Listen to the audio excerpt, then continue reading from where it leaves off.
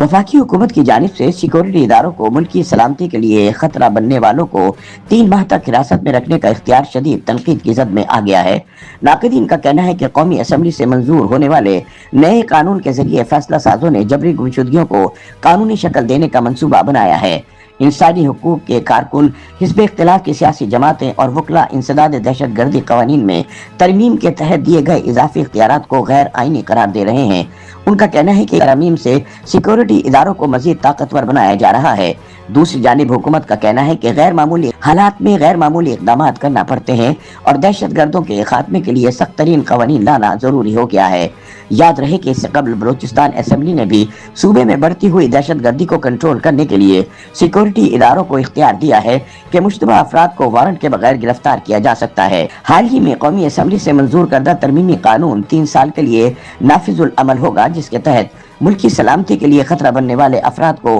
पहले 3 माह हिरासत में रखा जाएगा और अगर जरूरत पड़ी तो फिर मुश्तरका तहकीकाती टीम की मंजूरी से मजीद 3 माह भी हिरासत में रखा जा सकेगा। कौमी असम्बली में अपोजिशन के भरपूर एहतजाज के दौरान मंजूर करवाए गए इस मुतनाज़ा कानून के मुताबिक अगर हिरासत का हुक्म मुसल्लह अफवाज या सिविल मुसल्लह अफवाज की जानिब से जारी किया जाएगा तो तफ्तीश मुश्तरका तहकीकाती टीम करेगी। ये टीम पुलिस, खुफिया एजेंसियों, सिविल मुसल्लह अफवाज और कानून नाफिज करने वाले दीगर इदारों के अफसरान पर मुश्तमिल होगी।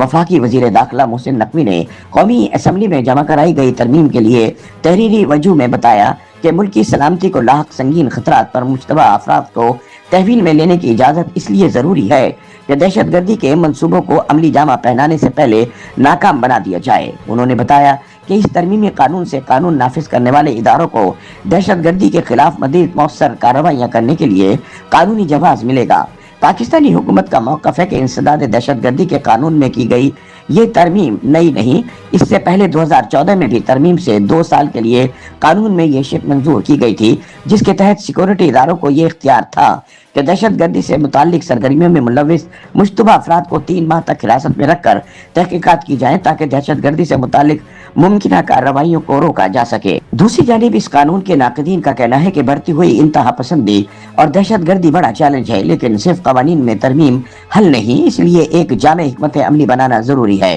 सिक्योरिटी एजेंसियों को मिलने वाले इजाफी इख्तियारात पर कौमी असम्बली में हुकूमती इत्तेहाद में शामिल पीपल्स पार्टी समेत अपोजिशन जमातों ने भी भरपूर एहतजाज किया। पीपल्स पार्टी के रुकन कौमी असम्बली सैयद नवीद कमर ने कहा कि इस तरह का इतलाक सिर्फ मखसूस हालात में और मखसूस लोगों पर होना चाहिए। ताहम नवीद कमर ने हुकूमती बिल में एक तरमीम मुतारिफ करवाई, जिसके बाद शिकायत के बजाय अब ठोस और वाफर मालूमात की बुनियाद पर ही किसी शख्स को हिरासत में लिया जा सकेगा। जमीयतुल उलमा इस्लाम ने इसे काला कानून करार दिया। असेंबली के इजलास में इस पर तनकीद करते हुए जमात के सरबराह मौलाना फजलुर रहमान ने कहा कि दहशत गर्दी की नई लहर के नाम पर ऐसी कानून साजी जमहूरियत नहीं, जबर की नुमाइंदगी कर सकते हैं। उन्होंने सवाल किया कि कानून नाफिज करने वाले इदारे कैसे शक की बुनियाद पर किसी शख्स की आज़ादी के हक को सल्ब कर सकते हैं, और अगर 6 माह तहवील में रखने के बाद उसे रिहा कर दिया जाता है तो इसका इजाला कैसे होगा। ताहम पार्लियामेंट में होने वाली तनकीद के जवाब में वफाकी वजीर कानून आजम नजीर तारर ने कहा कि दुनिया भर के मुमालिक अपनी सिक्योरिटी के लिए खुसूसी कानून साजी करते हैं